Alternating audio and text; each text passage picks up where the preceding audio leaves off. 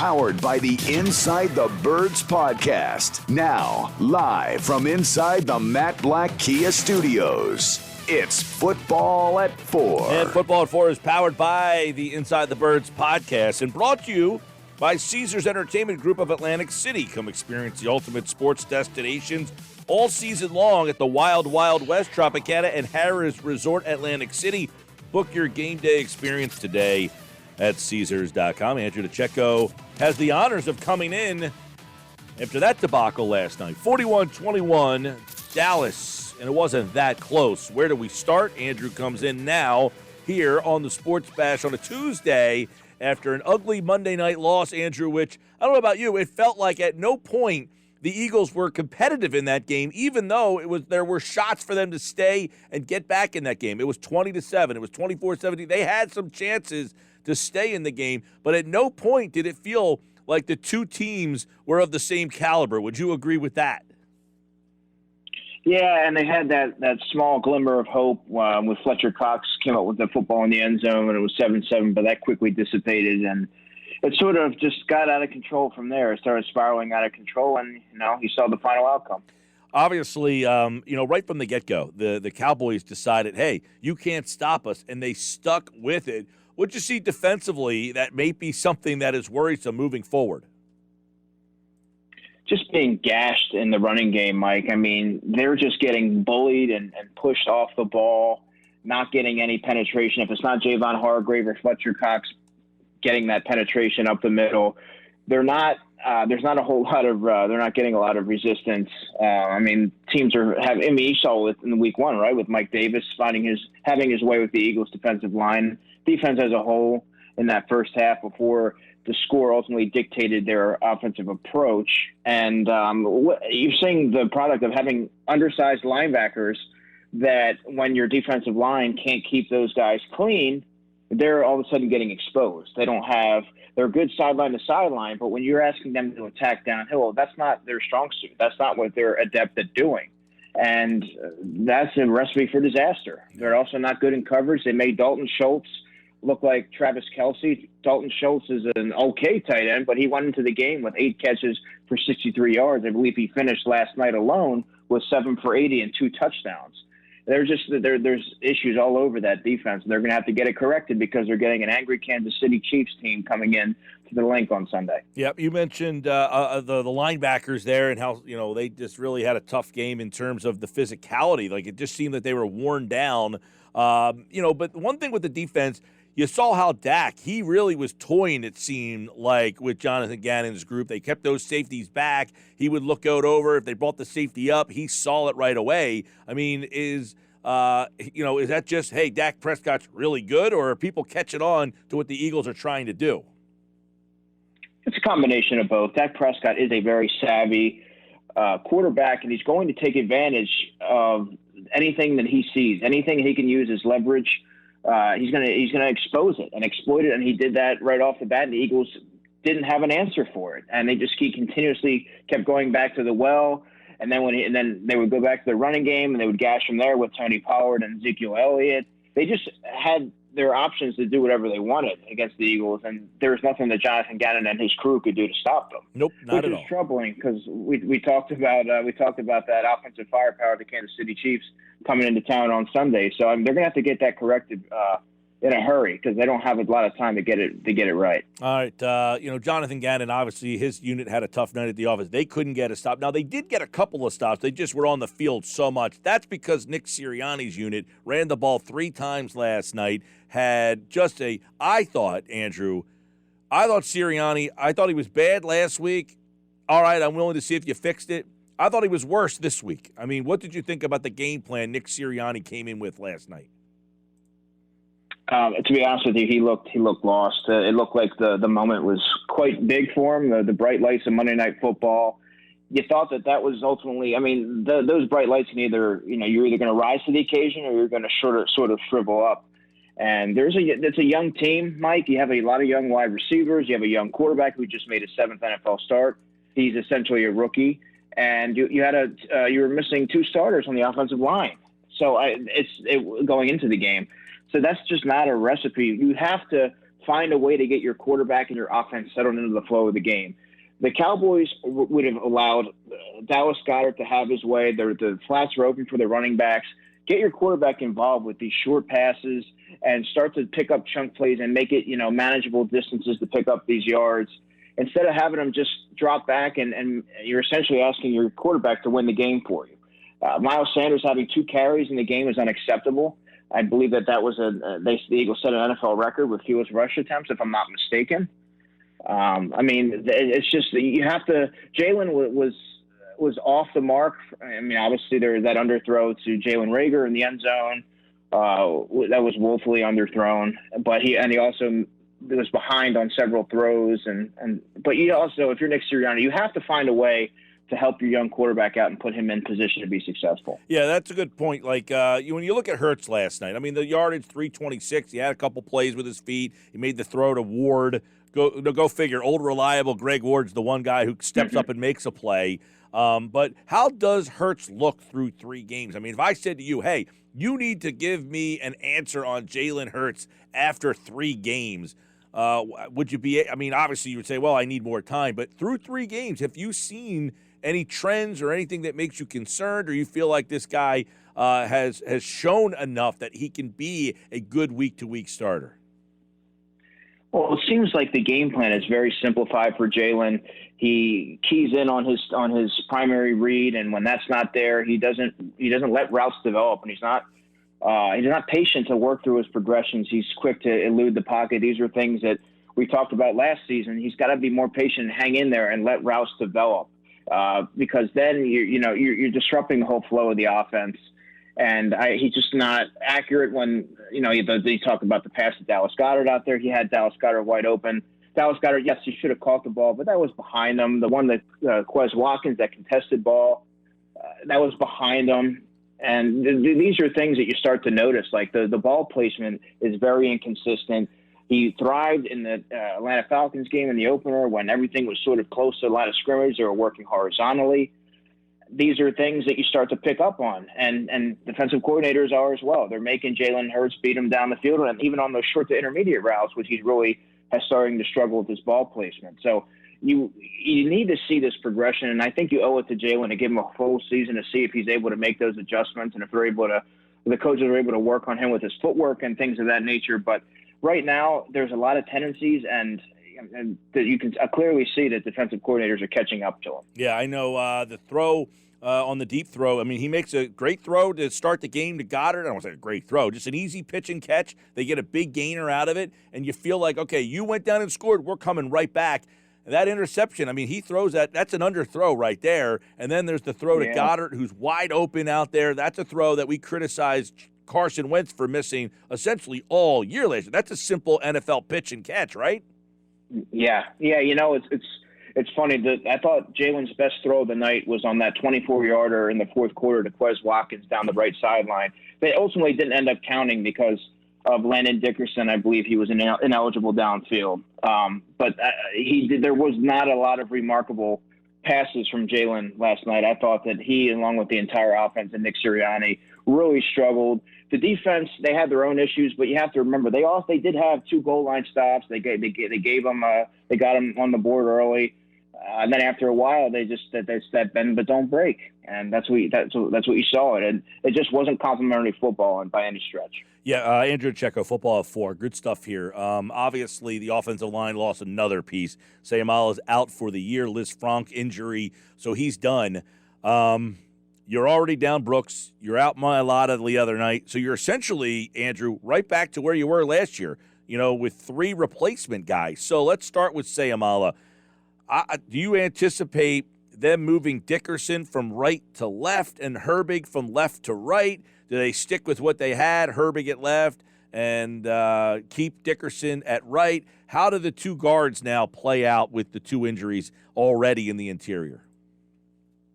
And this is the exact reason why on your show I mentioned that I would be hesitant to deal Andre Dillard, because while it looked like you have an embarrassment of riches in the trenches, we know how quickly things can change, and now all of a sudden you're having to rely on some of these depth pieces. But fortunately for the Eagles, Nate Herbig has played a lot of football for them because of those circumstances last season. He can play left or right. I think if you're the Eagles, you kind of want to keep Landon Dickerson where he's at right now. Keep him at right. Keep Nate Herbig at the left.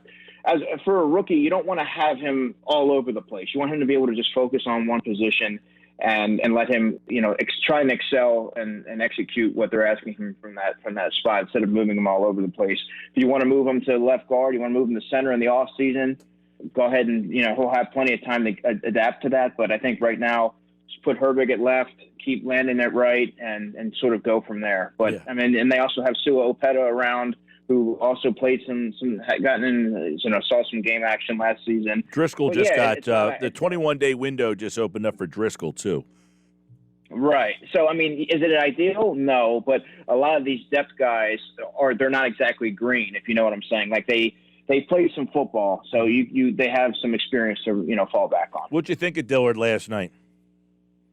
Actually, I didn't think he was too bad. Obviously, they gave him a little bit of help, but you didn't hear his name called very often. And I thought that, based on what we've seen from Andre Dillard, I thought that was, pretty encouraging. I thought that he acquitted himself, fairly well. I mean, there's obviously certain aspects of his game last night that you could see that you don't want him out there as an every week starter. But it was a lot better than I anticipated. I'll tell you that. Talking with Andrew Checo, Football at 4. Jamie Collins just got released by the Lions. Would you have any interest in him after watching the Eagle linebackers last night? Maybe they'll kick the tires on him, but he's been bouncing around a little bit. I'm not exactly sure what he has left or what he can contribute to a defense at this stage. Maybe he can fill like that Jannard Avery type role, be a Sam linebacker, let's see a handful of snaps. I mean, it certainly can't hurt. I'm just not sure how much he's going to move the needle at this stage of his career. All right, a couple other observations from last night. Obviously, we talked a little bit about Sirianni, and what are you thinking about these young receivers? Devonta Smith. It's weird. At one point last night, I tweeted out, it looks like Quez Watkins is the most polished, best guy you got at this point. Are you a little concerned with what you've seen? Reagor, obviously people were down on him entering the season, and what we've seen now 3 weeks from Smith. Yeah, and Mike, it's Quez Watkins looked like the guy that Jalen Hurts had the most confidence in. You're right. I mean, when you make catches like he's made coming up big, and I think if you're a quarterback, you're going to keep going back to that guy. But what's more concerning to me is you've had 2 first-round receivers out there in Jalen Reagor and Devonta Smith. They both combined for 14 targets and 8 receptions, but they really didn't provide much in terms of big play. You got to help your quarterback out a little bit. I mean, you were drafted at it's pretty high draft capital. Obviously, the ball placement was off all night, but I mean, you got to help your quarterback a little bit here. And it looked to me like Quez Watkins was he was the only guy that really stepped up as far as the wide receivers go. And I really thought that you were going to see more from Dallas Goedert. Just finished with 2 receptions on 4 targets. The middle of the field was wide open all night, Mike. And the linebackers, as I outlined on your show when we last spoke on Friday, the linebackers are not very adept at covering that middle of the field. So he had that all night if he was willing to go to it. And you thought that you were going to start to see that trend early in the game, but they never really got into a rhythm. That's a great point, is that the offense just absolutely lacked rhythm, it seems like, all night. And you brought up the tight ends. It's just unbelievable to me that you got these 2 tight ends who are both, dependable. Ertz is, maybe the best tight end in the history of the franchise. Goddard, you drafted in the 2nd round a couple of years ago, and he has proven to be an asset in the offense. And neither one of them seem to be a part of the game plan. It is just bewildering to see that they have essentially do not put those guys in their game plan. It is baffling. You have 2 top-tier tight ends. And what happened to moving Dallas Goedert out wide and moving him around formations? He has the ability. If you're not getting production out of your wide receivers, or you want to go a little bigger body type guy out there to make those contested catches, why not put your athletic tight end in Dallas Goedert out there and throw one up for him? Mm-hmm. It's just a lack of creativity in this offense. Or better yet, Andrew, the lack of movement in the offense. I think there was literally no pre-snap movement in the offense last night. Yeah, there wasn't. It's just I don't understand. I have a hard time grasping the direction and what they're looking to accomplish on offense. It didn't seem like they had a plan plan of attack, and the execution was just poor. Very much so. And as we mentioned also, the injuries on the offensive line, you got Kayvon Wallace now hurt too. Marcus Epps jumps into that spot. We don't know the deal with Rodney McLeod, but you're starting to see the injury bug rear their head again. And you just wonder, after watching last night what happened with the offensive line, guys starting to go down, all of the positive feels where, hey, Nick Sirianni in week 1, he put the guys in the right positions. You wonder, is this coaching staff in a little too over its head? The first week they faced a staff that was pretty inexperienced in itself with Arthur Smith. Mm-hmm. Now the last 2 weeks, you have Shanahan, very smart, savvy guy. McCarthy, he makes his mistakes. The guys won a Super Bowl. They got veterans on that staff. You wonder if this Eagles staff is a little in over its head. Through 3 games, Mike, I have 2 of them being pretty egregious errors from Jonathan Gannon and Nick Sirianni. I think that's fair to say. I mean, you owe it to these coaches to give them a full season. Maybe they'll get it together. Maybe they'll get it right, and you'll see more innovation, and just smart, sound football decisions. But right now, I mean, I don't even know what to make of this offense. I don't know. Your quarterback, you're not putting your quarterback in position to be successful. You're not running the football. When your quarterback's clearly off and you're in the bright lights of Monday Night Football, maybe, to settle him in, get Miles Sanders going. Miles Sanders had 2 carries for 27 yards, and then you just go away from him. You didn't get him involved in the passing game enough. We had 3 catches for 28 yards. There were opportunities to attack the flats there. I just think that they need to.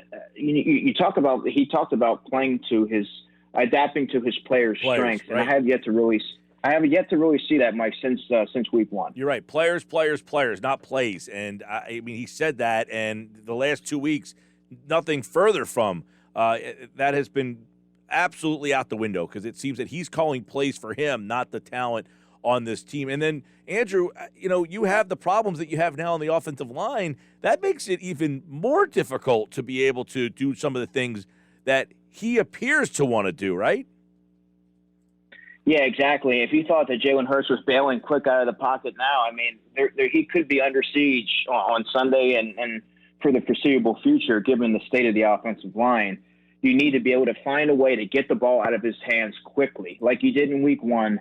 Quick passing game, get the horizontal game going, let your creative, explosive playmakers rack up yards, in space, and sort of simplify the game plan even more than it already appears that they have, because you have to find a way to generate some sort of offense and get in a rhythm, because you can quickly fall behind and things start to snowball, as we saw last night, and you don't want to find yourself in that hole again against that high-powered Kansas City Chiefs team. Hey, I don't want to, should they start to think about this? But, does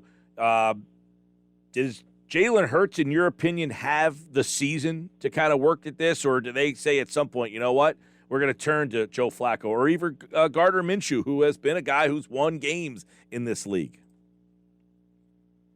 I'll say this: Gardner Minshew and Joe Flacco are not the answer. No, you owe it to Jalen Hurts to give him a full season to see if he can get it together and see if he offers some semblance of showing that he's a quarterback that you can sort of establish a future with, you can move forward with, you can build around. Because if you can do that, you can utilize your draft capital and then start to get pieces around him.